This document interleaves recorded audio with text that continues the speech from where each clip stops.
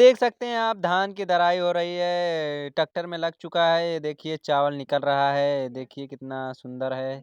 और इधर क्या बोलते हैं डाला जाता है क्या बोलते हैं उसको धान, ये धान है। और इसके बाद ये बोरियाँ रखी हुई हैं, आपको इधर लेके चल रहे हैं जिधर कना-वना निकल रहा है। वो इधर बोरी में निकल ये देखिए कैसे चल रहा है।